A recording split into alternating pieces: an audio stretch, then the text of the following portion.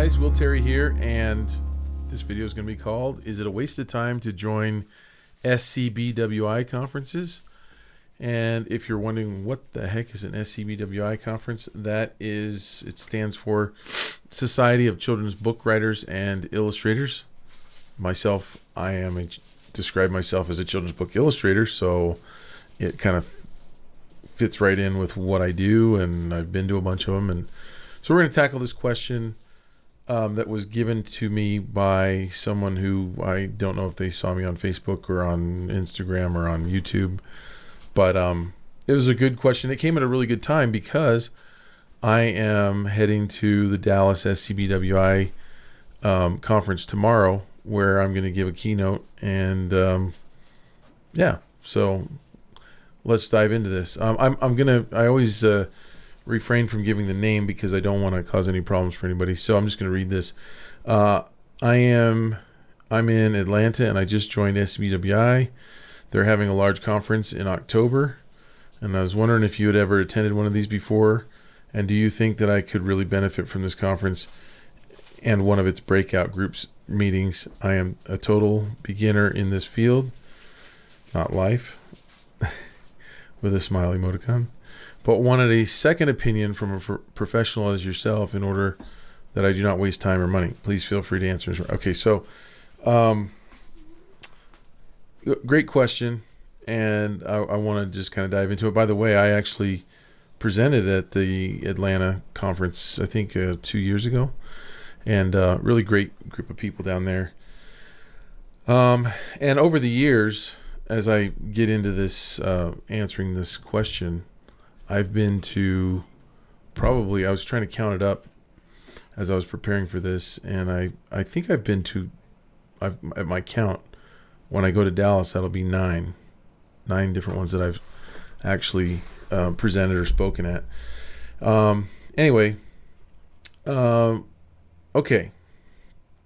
So this question is very nuanced because to answer, is it worth it to go to SCBWI?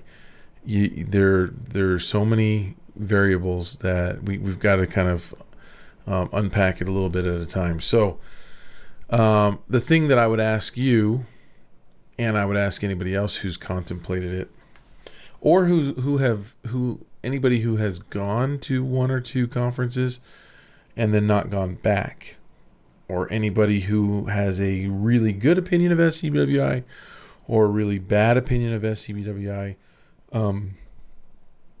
because you find people on both sides.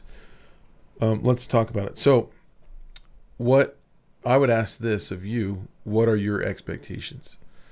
So when you say, is it worth it? I would ask you, what are you expecting from it?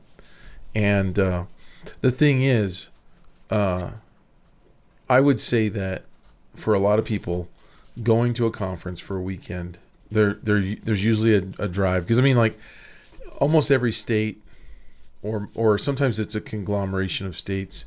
Like for instance, where I'm at in Utah, we have a Utah-Idaho chapter. In some states, they have multiple chapters. There's probably some states that don't have a chapter at all, but then groups of them. They're all over the country. In fact, it's the largest children's author and illustrator organization in the world. It's international. So there's chapters in all kinds of other countries as well. I'm sure there's countries that don't have chapters, but again, I think in Australia there are, I want to say 8 different chapters, but there might be only 4. I can't remember. But anyway, that gives you kind of an idea. And each one has their own kind of flavor, and that's probably because they're run by individuals that are, they call them the RAs, which is Regional Administrator, I believe is what that stands for. And so you'll have a different feel from one to the next, but in general, they do basically the same things and have the same types of meetings. But some are a little more creative than others. And anyway, so getting back to the question, some people, they'll judge SCBWI based on one or two meetings that they've gone to or conferences. I might also add that there are writers' conferences that they have where the illustrators don't go unless they want to learn how to write. And then there are illustration-only conferences that chapters have. And then there are combined conferences that chapters have. And I think that's what he's talking about. He says there's a big one coming up. And that probably means that it's both the illustrators and the authors getting together. And so they do that. And then there's also, just like FYI, there's a couple of conferences. There's one in New York and one in LA that are annual conferences. I believe that the LA one is in the summer and the winter one is in New York. I'm sorry, the summer one is in the one in the summer is in LA and the one in the winter is in New York. I think. I have that backwards. Anyway, and those are those are huge in comparison to the regional chapters. Okay. So I guess the next question I would ask is, how prepared are you? So if you don't have your portfolio or your manuscript or anything that you've been working on and you want to just kind of roll into a conference, that's great. You can do that.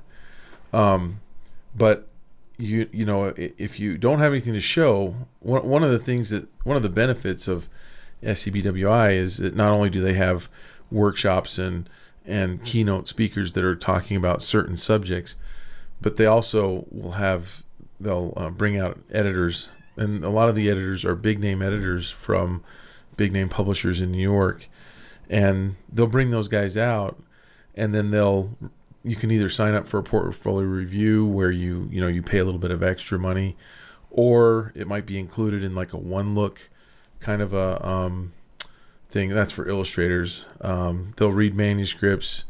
Often you have to pay for those, but sometimes you can read portions of it in the class or in the workshop, and you'll get feedback. So if you don't have anything to read or you don't have anything to show artwork wise, then you're going to miss out on that aspect. So some people might feel that they came away without much in that sense. So I would say the more prepared you are, the more that you've been working on stuff, the more excited you're going to be, the more you're going to have to talk about, the more that you're going to have to show, and the more feedback you're going to get, and you're probably going to come away with new ideas. Whereas if you go without anything that you've been working on, you probably won't. Okay. The next question I would say is, how enthusiastic are you to follow your dream to its conclusion? So, and what I mean by that is, and that's a big question in and of itself as well, because when I first started out, I went to my first SCBWI conference in 1990. Let's see. It was either 91 or 93. I can't remember. And doesn't matter. But I went there not knowing anything. I didn't know anything about children's books. I didn't necessarily want to be a children's book illustrator. And I'm kind of distracted because my dog's chewing on a toy right now. And I don't know if you can hear it.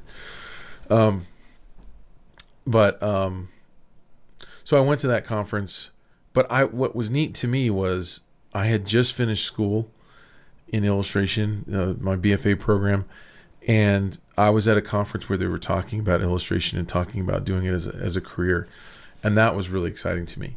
That was before the internet, before you could watch talks online, and you just couldn't get the information. So it was just super helpful. Now you can find a lot of stuff online, so it might not be as exciting to someone who's just come out of school, but for me it was.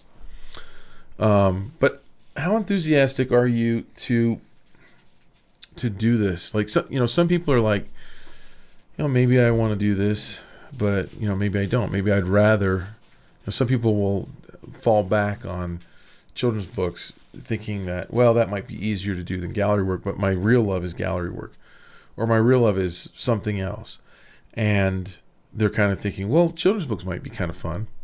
So if you're kind of in that mode where, take it or leave it, I could do children's books, the chances are, I would say, you're going to be more likely to come away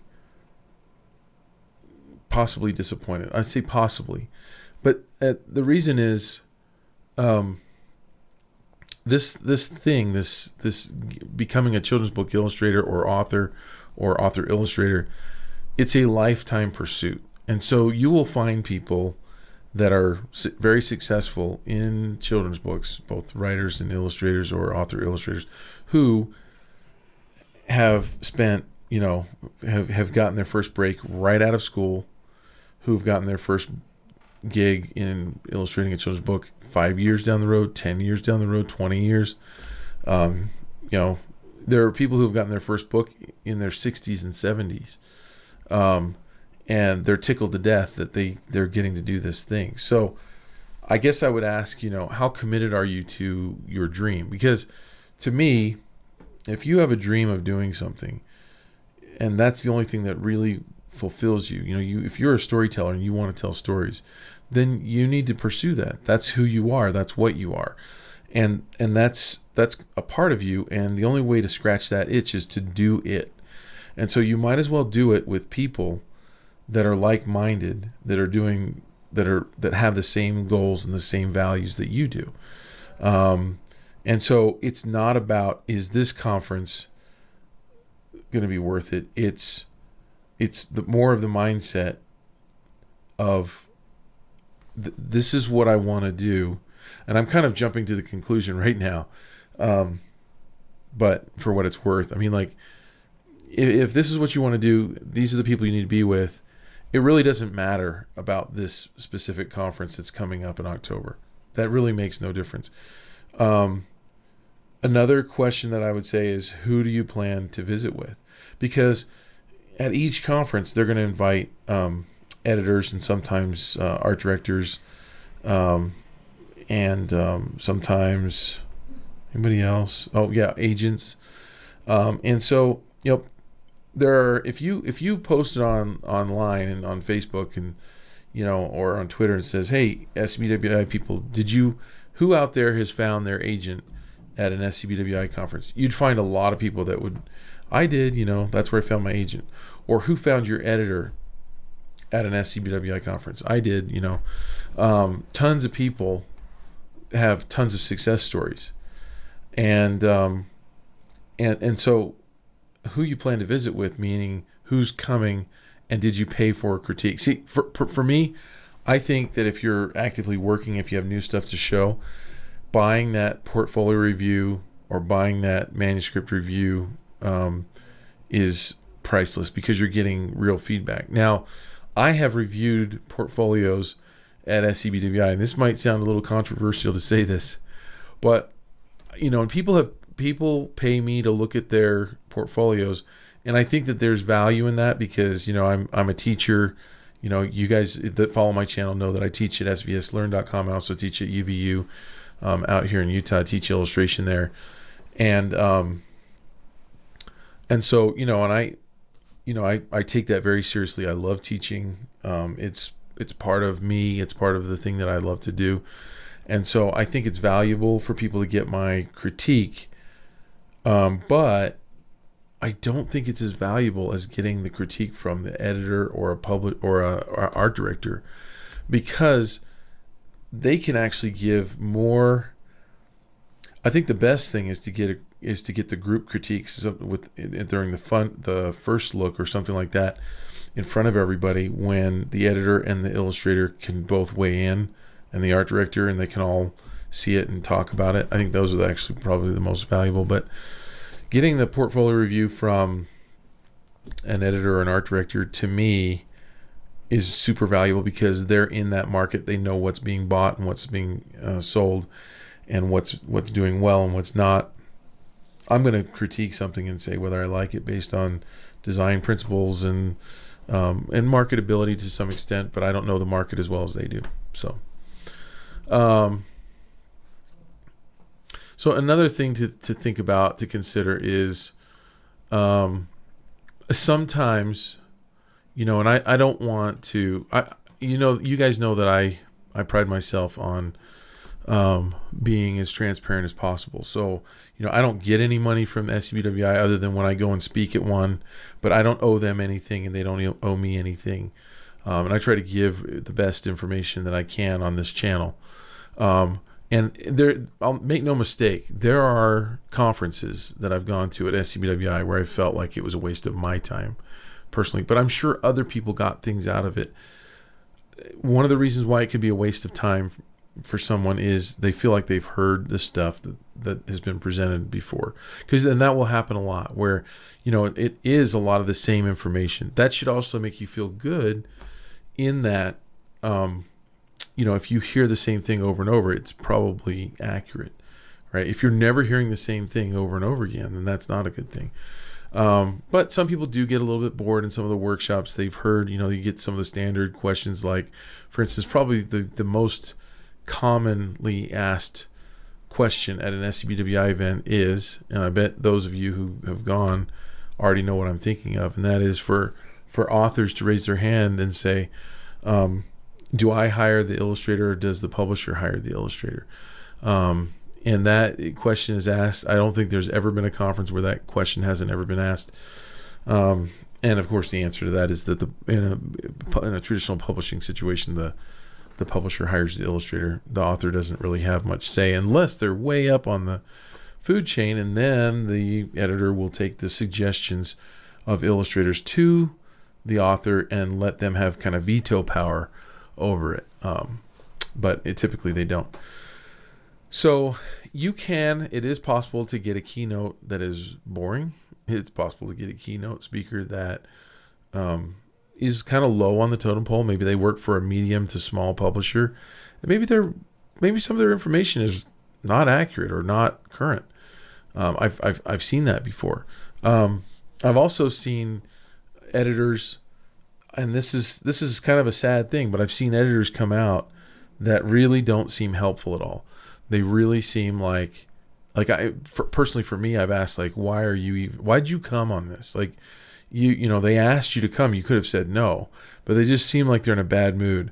Then on the other hand, I've seen editors that are just that give more than they are ever getting paid to give, and art directors, and I've seen some amazing keynotes. So, another thing that can happen is you'll have an illustrator that is, the presenter that's an illustrator or an author, and maybe the illustrator is really high up on the food chain, but they're a horrible teacher. So their craft and what they can do is amazing, but when it comes down to breaking it down, either they don't care about you, about breaking it down, or they're incapable of it. They're just not a good teacher. In order to be a good teacher, you really have to care about what you're teaching. You really have to care about your students. Some people just aren't good at that. I've also seen situations, and just so you know, I would say it's like, in my estimation, it's at least 50-50. I couldn't say whether most of the conferences, in my opinion, are really on the good to great side, or if they're slightly on the not as great side. I couldn't say. It's somewhere in the middle. It doesn't really matter though, because in the end, there are so many there's so many conferences that have been so good for me, for other people that I know, that the things that they've gotten out of it over time, that it makes the bad ones totally worth it. So again, I'm kind of skipping to the end and coming up with my conclusion there. You have to be committed, and you have to go to a lot of them. If you go to one or two, chances are you might not hit the right one for you, and you might not feel like it's really that great, but then you might go to the next one and meet your editor that's going to be your lifelong editor. There's crazy stories like that, where people have sold books. I've talked about that before. Brooke Boynton has sold a couple of books at a SCBWI conference, books that she wrote and illustrated. I will tell you one story that happened. And this is my thing on panels. I have an absolute hatred of panels. Now, I realize that there are good panels, and then panels can be good. But let me tell you, from a panelist, if you've never been on the panel, let me tell you why I hate panels. What happens is, in a nutshell, the least knowledgeable, least accomplished person speaks most of the time, and spouts things that are just not right, not accurate for the most part. So the person that's at there's definitely a pecking order. I mean, like as far as like careers go, as far as like, on the panel, you're going to have somebody who's like maybe a Caldecott winner, and then somebody who's like just fresh out of school, and then everywhere in between. And so you've got somebody that's been working for, 10 or 20 years, and you've got somebody who's done one book for a small publisher. The person who's done the book for the small publisher feels like they don't belong. So in order for them to let the other people know that they belong, they just start getting jibber jabbery and speaking over everyone else. And I've just seen this so many times. It's happened to me so many times. The person who has more experience, they don't want to look like a jerk and contradict this other person. So they just shut up. They just let the other person run. And then and I've seen it before where people going away in the audience have, I know they've got the wrong impression of the way things are under the topic that we were speaking about. And that's happened more than once. And you chalk it up to, I'm going to say no the next time they ask me to do a panel. And I've just said, no, I hate panels.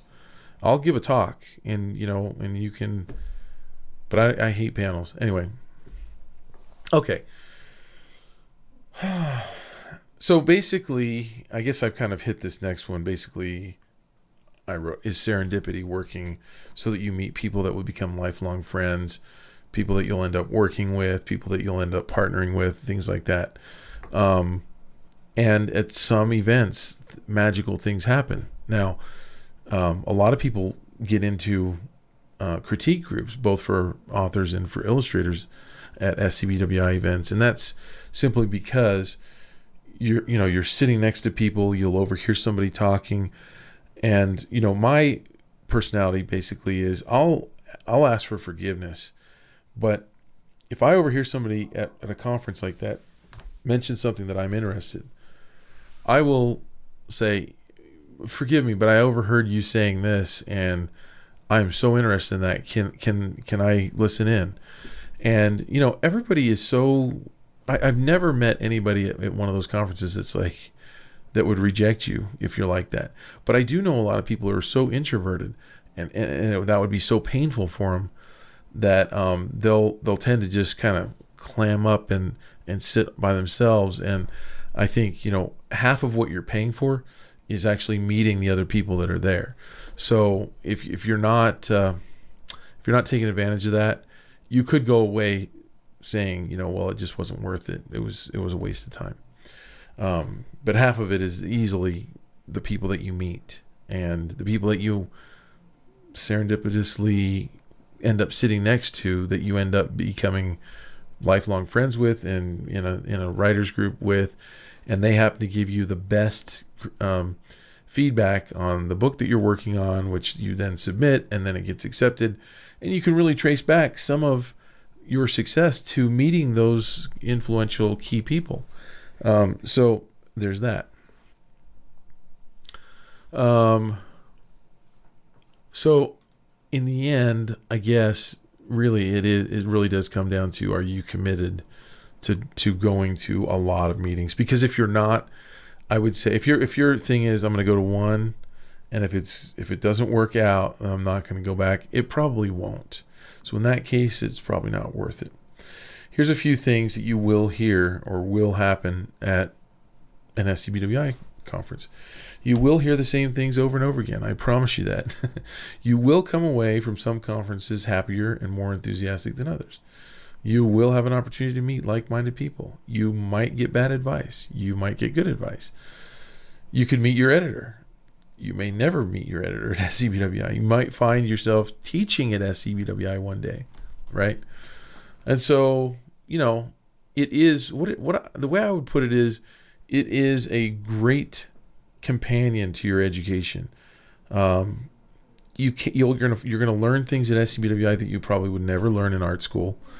You probably never learn at your art program in your local university or college. A lot of people think, well, I got this art degree, so I know about children's books. Hey, you don't know about children's books. Let me just tell you something. You will spend years and years trying to figure this business out, because one of the problems is the industry doesn't need you. It doesn't need me. The industry is fulfilled because there are so many of us that want to work for it. And so editors have the reverse challenge of keeping people away. And in so doing, and rightly so, they're busy. But in so doing, sometimes you'll feel like they don't want you at all. And that's not the case. They just don't want you until they want you. And when they want you, you'll know it. But it's really hard to get information. SCBWI makes it possible to get the information that you need. It's just not all going to come in one conference. It's not going to come prepackaged at one time. They have the organization also has a website. They have competitions. They have you can also get their mailing list if you become a member. And there are other perks that you can learn about on their website. Just Google SCBWI. And there are things that you can't learn. And I do want to spend just a little bit of time in summation on this. There are some things that I feel that you can't really fully learn at SCBWI. I feel like you can learn. I feel like what they're really strong at is teaching you a lot of the business side of submitting your manuscript and your artwork, getting your projects in front of editors, how to do that, how to physically do that.